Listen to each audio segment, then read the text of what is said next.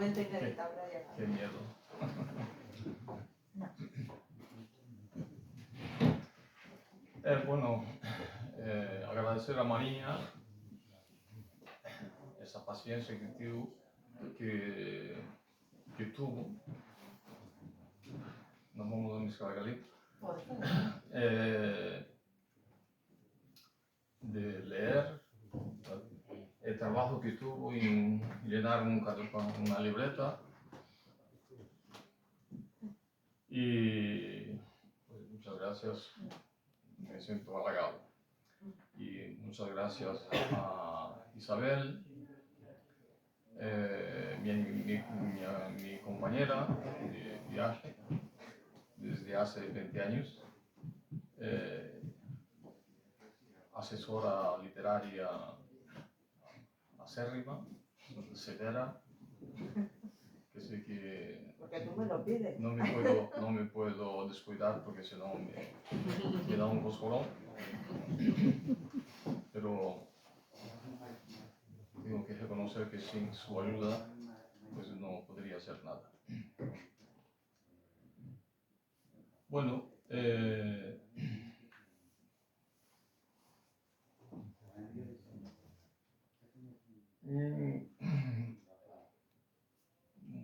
hay análisis que ha hecho María, naturalmente, es un análisis que raya a perfección, ¿no? No podía dejar de ser. Pero yo quería recalcar un aspecto que es la comunicación de silencio.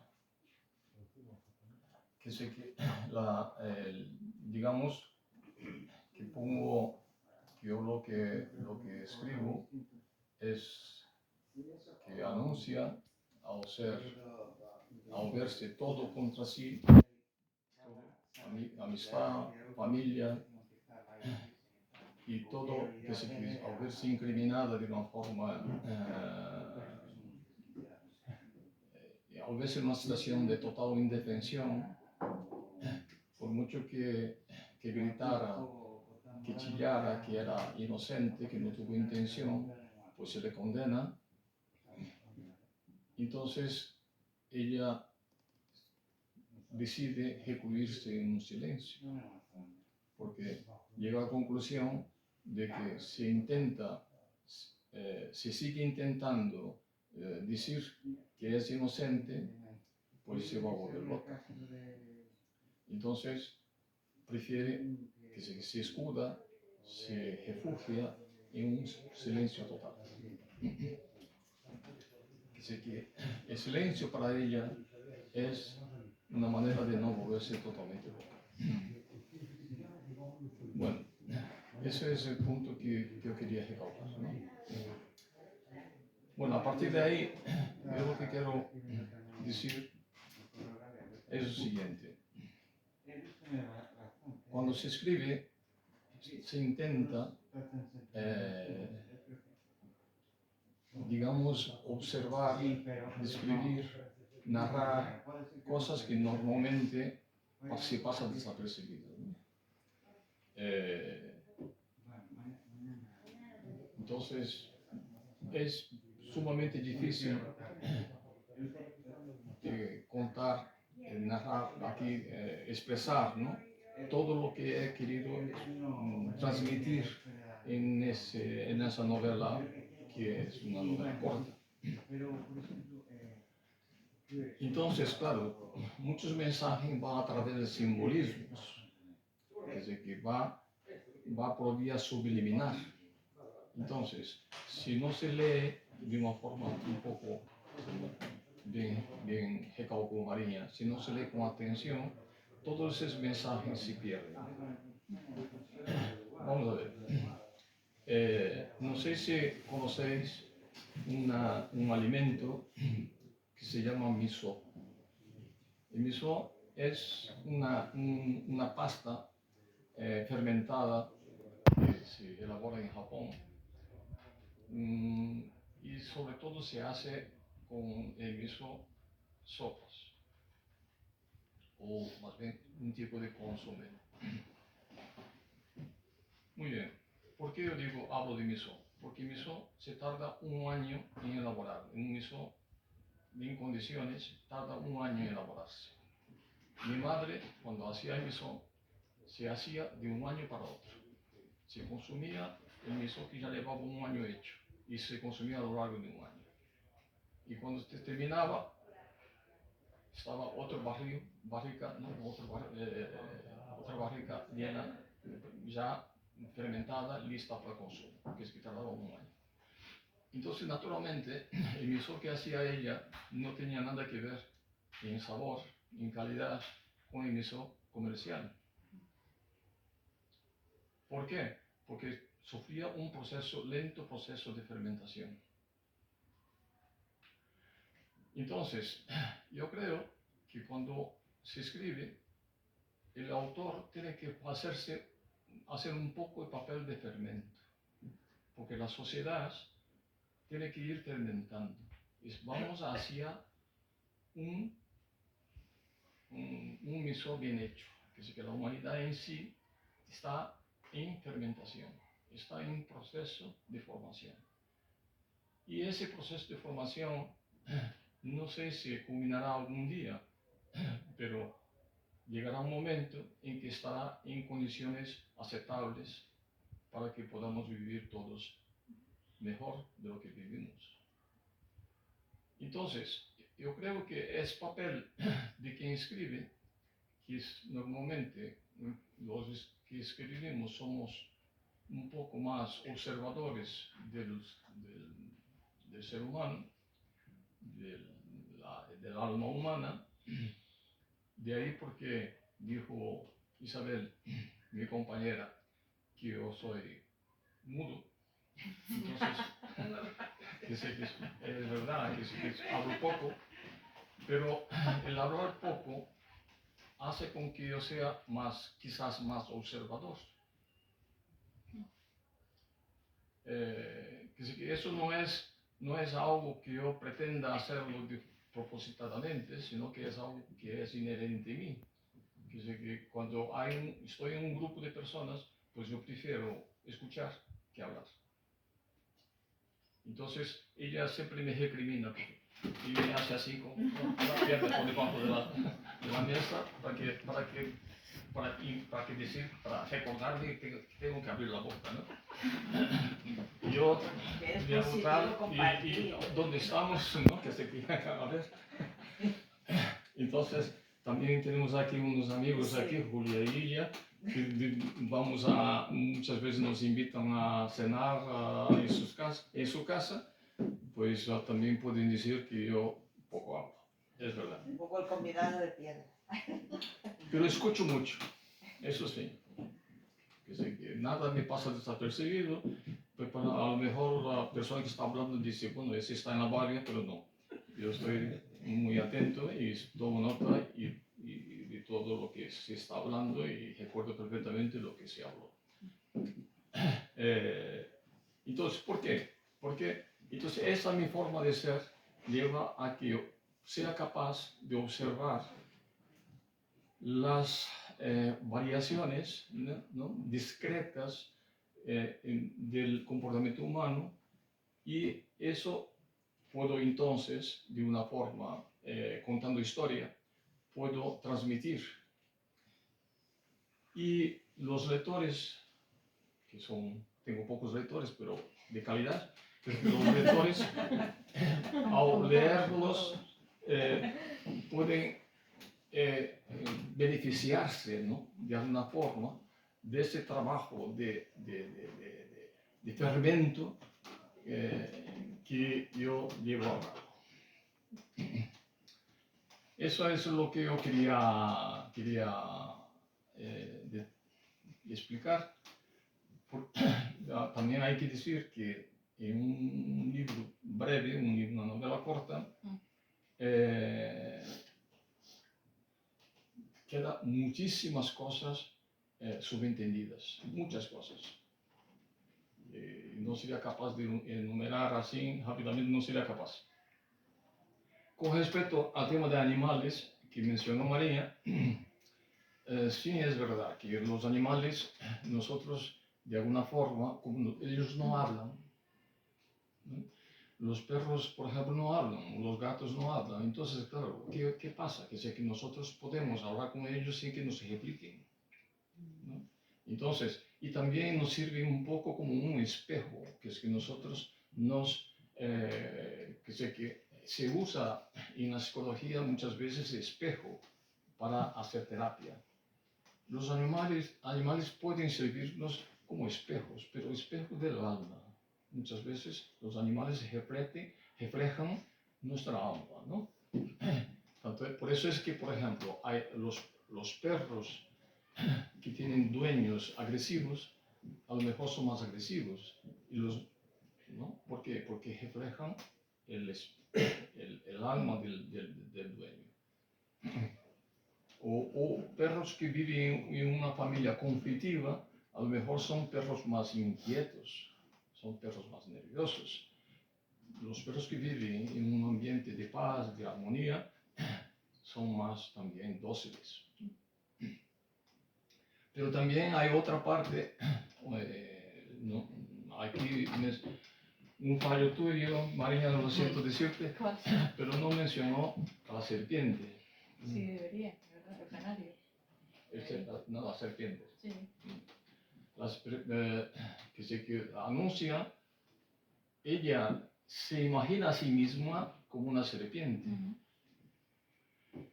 que es una forma de defenderse, ¿no? Que sé que a veces nosotros si queremos, en momentos conflictivos, necesitamos de fuerza, necesitamos o de ferocidad o de agresividad, podemos pensar en un tigre, un león, o podemos pensar en un árbol muy robusto o una roca muy grande y pensar que somos, ¿no? Somos la roca. Los indios, cuando se daban nombres, ¿no? Como toro sentado, o águila feroz, veloz o lo que sea, pues de alguna forma querían inspirarse en esos animales, ¿no? Y adquirir esas cualidades, ¿no? Para sí. Entonces anuncia, se imagina a sí misma como una serpiente, porque las serpientes son silenciosas, son temibles. Entonces, en un ambiente como de una prisión, ella necesitaba inspirarse en la serpiente como para no ser maltratada, ¿no? Más de lo que había sido ya por la sociedad. Y ahora contestando un poco las preguntas, que ahora ya no me acuerdo, pero una de las preguntas... Unha das preguntas é cando nos consideramos, por fin, un escritor. Que necesitas? Pues yo creo que en mi caso nunca llegaré a creerme. ¿Por qué? Porque, claro, porque para mí los escritores son esas primeras espadas de la literatura, ¿no? Y yo, al leerlos, no me siento capaz de igualarlos, nunca. ¿No? Cuando leo grandes, no, para no citar nombres, pero grandes escritores, grandes autores reconocidos, renombrados, los leo, y sobre todo los escritores españoles que tienen un manejo del lenguaje de tal forma que yo no me siento capaz de llegar ahí nunca. Podría ser capaz de escribir como muchos autores extranjeros que son traducidos al español. Pero aún así... En que lingua escribirías? En que lingua te gustaría escribir? No, yo escribo en español. Español para mí es una lengua de adopción, todos sabéis, ¿no? Porque yo nací hijo de japoneses. Mi primer idioma fue japonés. Luego, a los 7 años, entro a matricularme en la escuela en Brasil, porque nací en Brasil. Ya paso al portugués. Y el portugués es el idioma que utilizo hasta los 30 años cuando vengo a España. Y en España, pues claro, tengo que cambiar el idioma y empiezo a ¿no? Entonces, claro, mi español es un español un poco precario, es un español un poco contaminado, que se contamina diversas veces, ¿no? Tú te das cuenta que entra ahí una portuguesada, ¿no? Entonces, pero eso es inevitable, porque yo, cuando uno aprende un idioma ya mayor, ¿vale? Entonces se cruzan los idiomas anteriores, sobre todo los idiomas el primer idioma, ¿no? Se cruza constantemente y sobre todo cuando los idiomas son parecidos.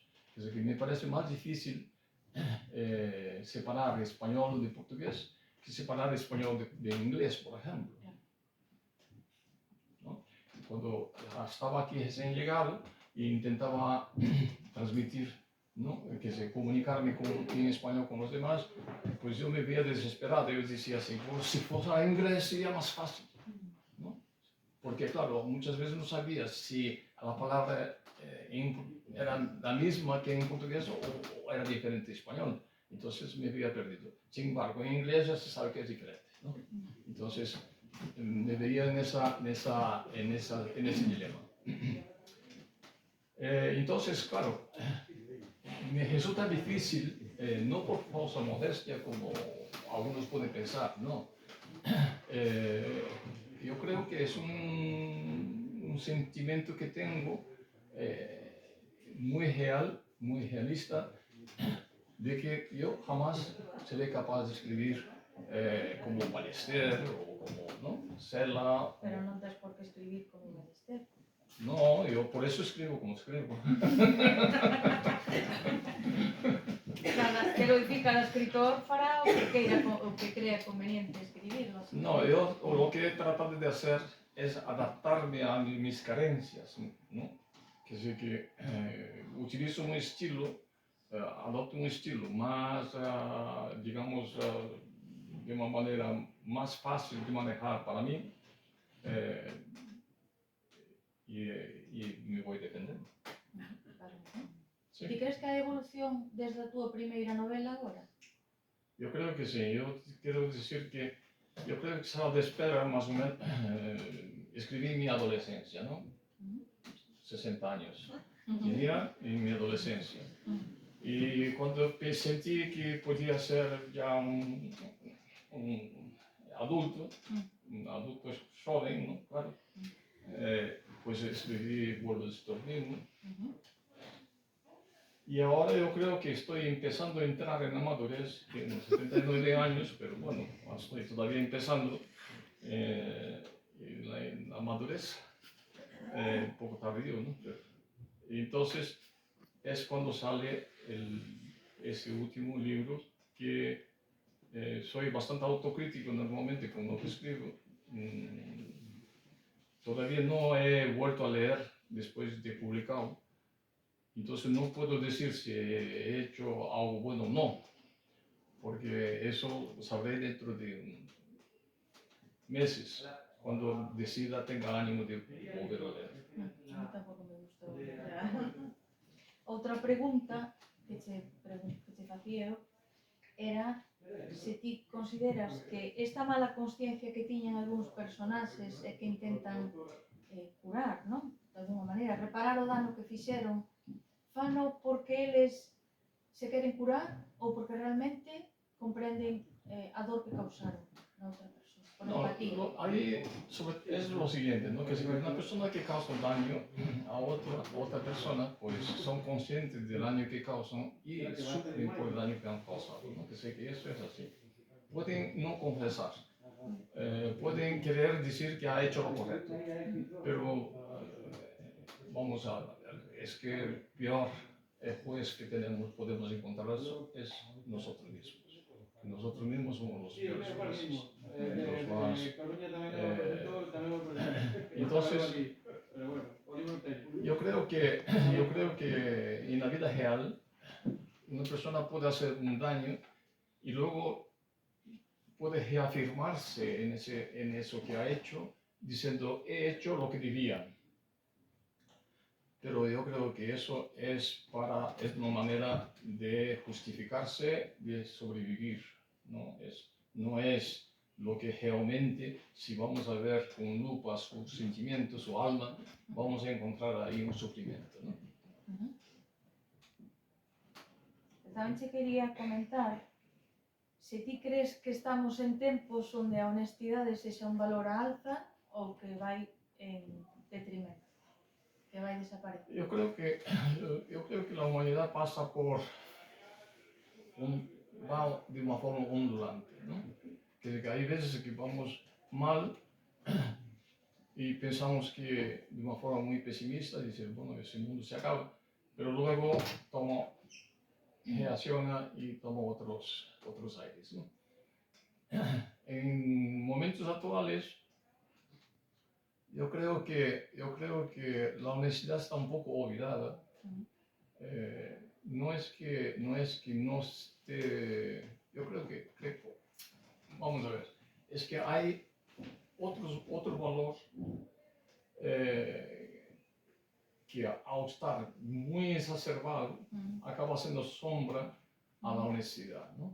Que es que está muy en alza el qué, la ganancia, el subir como se pueda, buscar el bienestar como sea, ¿vale? El egoísmo, el egocentrismo, está demasiado en alza y acaba haciendo sombra, ¿no?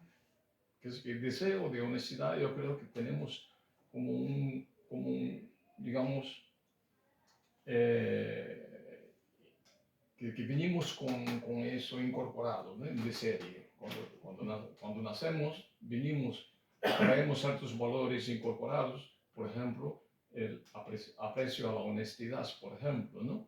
Porque en realidad se está más cómodo siendo honesto que siendo deshonesto. Ser deshonesto conlleva su carga, pero los que son deshonestos prefieren asumir esa carga con cuanto de tener una ganancia, ¿no?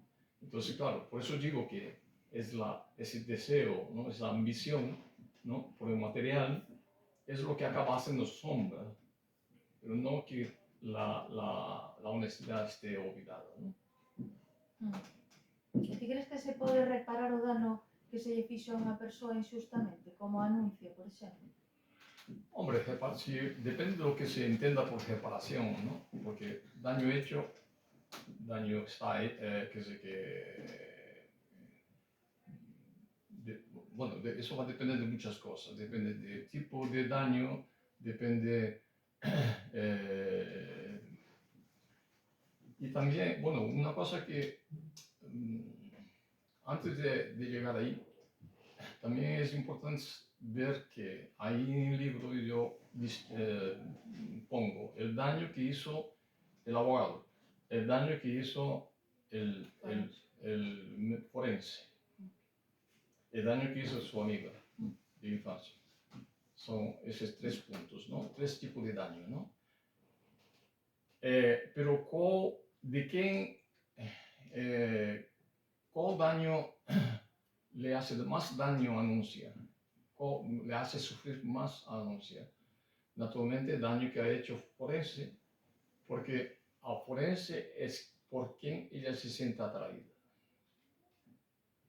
Que es decir, que la proximidad, porque al abogado... O abogado tes unha frase moi bonita, ela di que o perdoa porque lle pediu virtudes. E ante iso, ten unha facilidade de perdón porque lle debe moitas cousas. Sí, pero aparte de eso, el abogado es una persona que para ella ya ni siquiera tiene importancia, no figura en su vida emocional. Pero sin embargo, y Amalia es una persona que ella ya está convencida que no es su amiga, ya lo tiene asumido. Pero el daño que ha hecho el forense sí es más cruento y es más difícil de superar, justamente porque ella se siente atraída. Porque si hay una cercanía emocional y desde esa cercanía emocional se hace daño, entonces el daño es mayor, es más doloroso. Si me hace daño una persona que pasa por la calle, yo digo, bueno. ¿No? Entonces, claro, eso depende de ese aspecto, ¿no?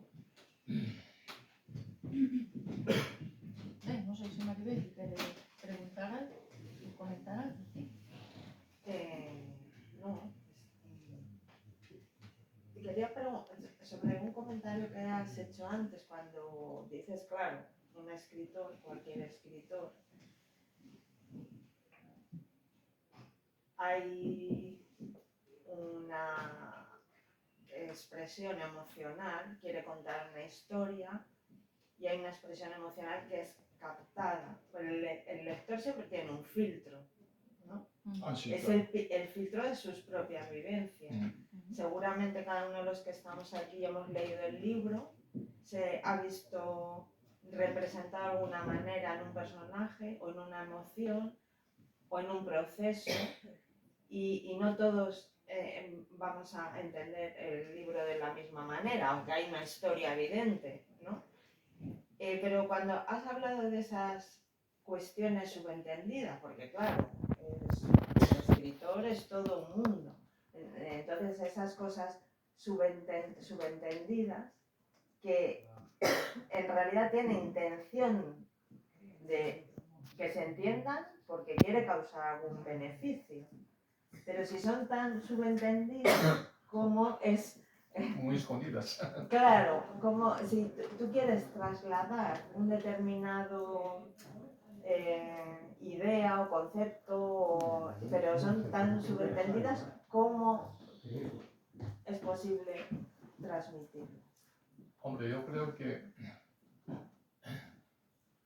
bueno, Porque no, igual que cuando se escribe que cuando se lee, hay un filtro de todas nuestras propia vida.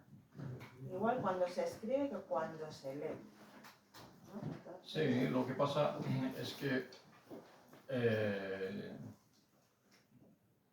existe la transmisión de una información explícita, en que lo explicito todo punto por punto, y existe una transmisión implícita. ¿Cierto? Que yo te digo así, yo te odio. Tú dirás, bueno, vaya tú.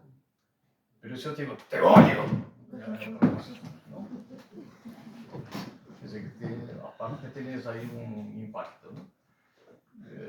Es un ejemplo, ¿no? Yo por lo menos intento así. Yo creo que una novela tiene que tener una historia, tiene que tener una manera de contar, tiene que tener flores, tiene que haber belleza, ¿no? Todo eso tiene que estar presente. ¿Por qué? Porque cuando yo describo digamos, la resistencia, ¿no? Digamos, la estrategia que se busca anuncia para sobrevivir a esa situación en que se ve sola ante el mundo, ¿vale? Que esto, ¿vale? Está con eso, es una historia que tiene un mensaje explícito y tiene un mensaje implícito, ¿no? Cuando describo todas las escenas, en esas descripciones de escenas, implícitamente estoy transmitiendo algo, me parece. pero si es tan implícitamente ya no es un mensaje. No Un deja de, mensaje es no deja de ser, pero un medio tampoco, de sí, comunicar, ¿no? Sí, pero tampoco, Si es muy así como yo nunca pienso, ni pretendo, ni sueño con que me lean tanta gente, tampoco tengo la pretensión de que todo que yo explique, todo que yo escriba, sea recibido, recibido, sí, igual, de la manera como yo quiero, que eso es mucho pretender, ¿no? Pero yo creo que más bien queda en mi intención de querer transmitir, ¿vale? Y quizás dentro de 2 siglos, 3 siglos, alguien encuentre un libro en la basura, lo ojea y dice, mira qué interesante, y diga, y ese alguien de 2 siglos o 3 siglos dirá, he entendido, ¿no? Que a lo mejor puede pasar eso. Eso no significa que esa persona sea más inteligente, más sensible o más y menos inteligente. No tiene que ver con eso. Significa simplemente sintonía, ¿no? Puede ser que en 2 o 3 siglos alguien encuentre un libro en la basura, lo lea y se sintonice conmigo, ¿no? Sí. Puede ser. Pero Pode en todo pasar. caso, creo eu, dice moitas veces que os escritores escribimos primeiro para nós mesmos. Ah, sí. Sí. Entón, a partir de aí compartes, pero primeiro el escribe, Sí, sí. supoño que para Sí. sí mesmo con sobreentendidos que ti tes claros, ¿no? Sobre el concepto de escritor, eso que tú decías, es que Cara nunca se siente escritor, a pesar de que él habla de 3 libros, son 3 libros publicados, porque escritos hay un montón, medio escritos, escritos enteros, cuentos, 3 libros No cuentes mis publicados, secretos, es hombre. diferente, pero es curioso porque igual que le está todo el día leyendo y reconoce los grandes escritores, como decía, ¿no? Y él nunca se siente un buen escritor, ni siquiera escritor, en cuanto coge un libro y es un mal escritor, a las 5 hojas ya hace una descripción del libro, o sea, eso también querrá decir algo, ¿no? El mal lector, claro, el mal lector se lee el libro entero y se lo lee. Gracias. Y pero cuando eres, ¿no?, ya un buen lector y un escritor un poco ya con sustancia, también yo creo que se reconoce por esa capacidad de análisis que haces de un libro en cuanto lo empiezas a leer. En fin, que escribir é unha carreira de fondo, temos que estar sempre traballando, non queda outra. Eu teño tempo. Claro que temos tempo, por Chegarei Dios. ali. Moito tempo, por Dios. Bueno, non sei se alguén quere intervir. Sí, claro, porque aquí hay algunos que ya creo que han leído el libro y otros que no, pero que estarán intrigados a lo mejor o querrán, antes de entrar en el barco, preguntar algo. Alguén leu o libro, quere comentar algo?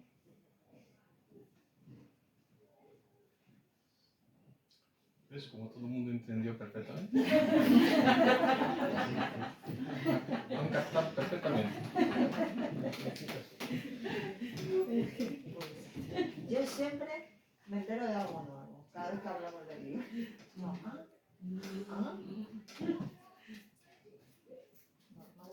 Sí, sí, Bueno, sí. pues no, si quieres. Sí, sí. Es interesante porque ahí es donde se ve como cada libro, cada buen libro sobre todo, ¿no? No como uno que Ticara se compró ayer, justamente aquí cuando vinimos a dejar los libros, es el...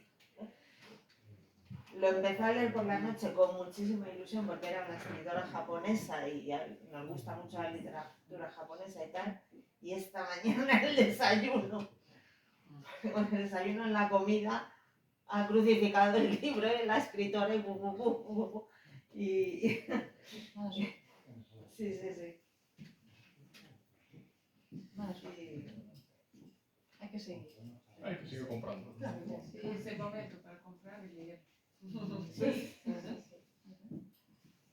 Y bueno, pues nada más. Podemos terminar con una pequeña lectura, algún fragmento. Así Pois eu para... tiña seleccionado, podo ler un fragmento? Sí, claro.